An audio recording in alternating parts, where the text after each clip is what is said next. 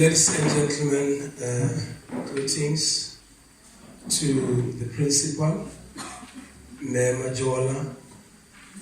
Greetings to all my colleagues, the beloved teachers of Tshepo-Themba Finishing School. Greetings to all learners. We used to call them students, but this morning we're going to call you ladies and gentlemen. Do you like it? Yes. Wow. Somebody say wow. Wow.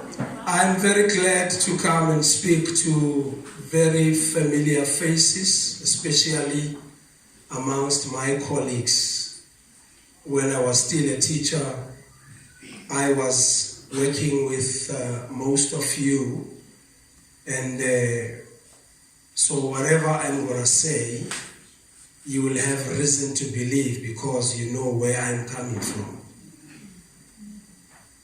Familiar learners or ladies and gentlemen, keyboard player, the MC, and many others that I have come across in this journey called life.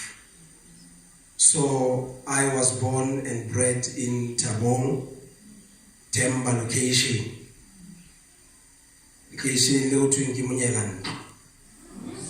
Yeah. That is an indication that you are young, because you don't know what singing, tabong, onaledi aying, onaledi singing, onaledi togoza, and many others.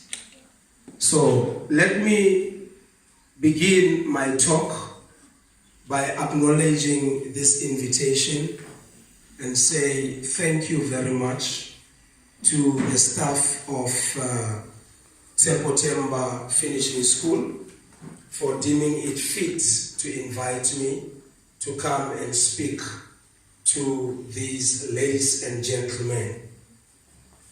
I'm going to begin my talk by saying a few things that I would like you to consider, and to perhaps, while I am mentioning them, just try to locate yourself and tell us, where do you stand?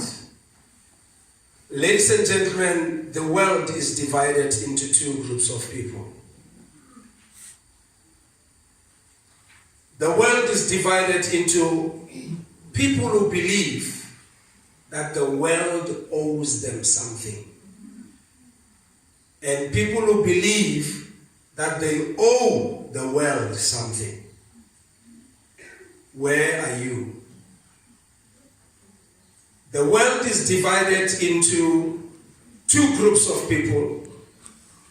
People who make things happen, and people who let things happen.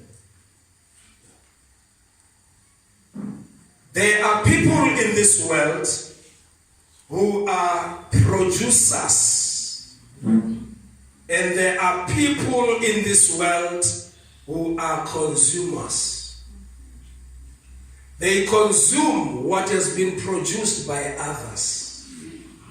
Theirs is just merely to consume, to eat. They don't care how much investment was made into the production of whatever they are eating or consuming. The world is divided amongst people who are players and people who are spectators. Where are you? Just turn to the person sitting next to you and say, what are you? Where are you? What are you? Are you a player? Are you a spectator? Are you a producer? Are you a consumer? Are you the one who makes things happen, or the one who lets things happen? Are you the one who believes that lefatshe lena le a nkolota? Or I owe this world something. When I will leave this world one day, there will be darkness and gloom, because this world will feel lonely without me. Because this world will feel that somebody who was very productive, somebody who was making the world a better place, has departed. Or the world will simply say, Unanzali useless. Magambe.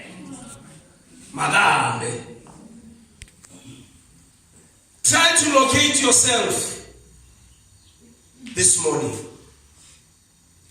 Ladies and gentlemen, I want to take a scripture from the book that I wrote and published last year. On page 16, the Bible, chapter 1, verse 5. It says, before I formed thee in the belly, I knew thee. And before thou camest forth out of the womb, I sanctified thee, and ordained thee a prophet unto the nations. What does this mean? It means Jeremiah was born to be a prophet. He was ordained to be a prophet. He was blessed and sanctified and set aside and anointed to become a prophet.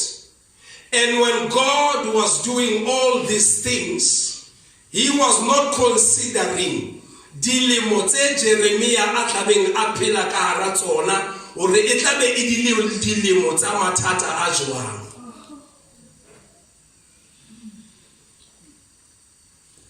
It means when God was taking a decision that Jeremiah would be born, his parents were not yet born. His parents were probably born, but not yet even married. It means when Jeremiah was born, he was not a product of his parents. He was a product of God's purpose and plan. Because he was ordained to be the prophet even before he could be in his mother's womb. Before his parents could have sex, he was already ordained to be a prophet. The fact that Jeremiah was born a boy, it might have been a surprise that made his parents to be very happy because they had given birth to a boy. But that was not a surprise to God. You seated here this morning, maybe you were a surprise to your father. Maybe you were a surprise to your mother. But I've come to tell you this morning, you were not a surprise to God. God planned you before you were in your mother's womb. And God predestined for you to become a teacher, for you to become a prophet, for you to become a pharmacist, for you to become an accountant, for you to become a doctor, for you to become an advocate. God predestined that before. And all you have to do in life is to pursue what God has destined for you. And no matter what comes along the way, you must pursue it. Because